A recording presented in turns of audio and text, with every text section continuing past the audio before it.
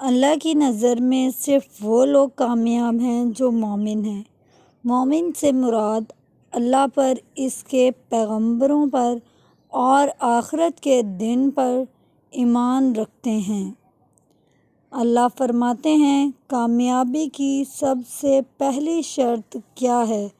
ایمان۔ اور ایمان کا مطلب کیا ہے؟ ایمان مفصل۔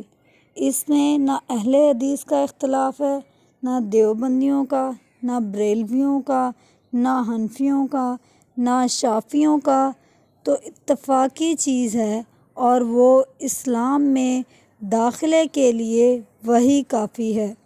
تبھی جب کوئی غیر مسلم مسلمان ہوتا ہے تو ہم اس کو وہی پڑھاتے ہیں،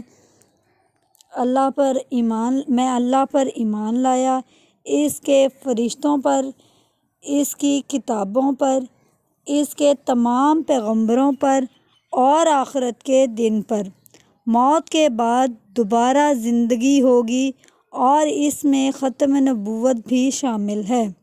شروع میں علماء نے اس لیے شامل نہیں کیا کہ یہ تو ایسا اجتماعی عقیدہ تھا، نہ کچھ چیزیں ایسی ہوتی ہیں جو واضح ہوتی ہیں، لیکن اب چونکہ قادیانیوں نے تو ختم نبوت پر ایمان بھی غیر مسلم کو کہلوانا چاہیے کہ میں محمد صلی اللہ علیہ وسلم کو آخری نبی مانتا ہوں۔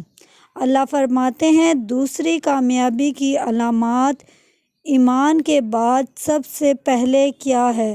توحید بھی ہے، اللہ پر ایمان۔ قرآن کہتا ہے، بہت سے لوگ اللہ پر ایمان لے آتے ہیں، ساتھ میں شرک بھی کر رہے ہوتے ہیں۔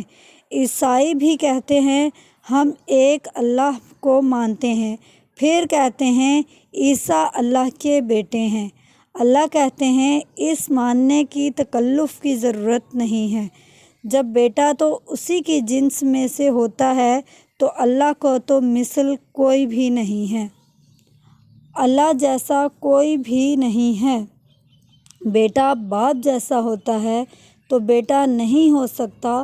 اللہ کا کوئی عقیدت توحید ہے، اس میں یا اللہ مدد ہوگا یا رسول اللہ مدد نہیں چلے گا، یا غوث اعظم مدد نہیں چلے گا، قبروں سے مانگنا نہیں چلے گا۔ اگر کرنا پھر اللہ کہتا ہے، پھر یہ مجھ پر ایمان، اس کی بالکل بھی ضرورت نہیں ہے۔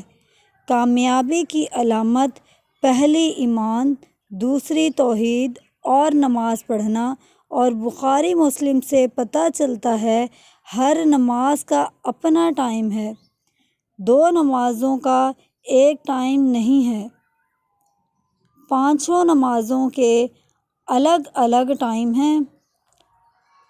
اللہ نے ارشاد فرمایا، نمازوں کو ان کے ٹائم پر ادا کر کے دیکھو، تم ایک نیک اور عزت دار انسان بن جاؤ گے۔ اور اس کا صلہ کیا ملے گا؟ اللہ کہتے ہیں، یہ لوگ وارث ہیں۔ وارث کہتے ہیں، وارث وہ ہوتا ہے، ایک ہمیں جب کوئی چیز گفٹ دیتا ہے تو ہم قبول کریں تو ہماری ملکیت میں آتا ہے، نہ ورنہ ہماری ملکیت میں نہیں آتا۔ کوئی ہمیں کوئی چیز بیچے، ہم خریدیں تو ہماری ملکیت میں آئے گی۔ ہر چیز ہماری ملکیت میں ہمارے اختیار سے آتی ہے، لیکن وراثت ہمیں آٹومیٹکلی ملتی ہے۔ آپ وراثت قبول کریں نہ کریں، آپ مالک بن گئے۔ جو جنت کے وارث ہیں وہ مرے اور جنت کے مالک بن گئے۔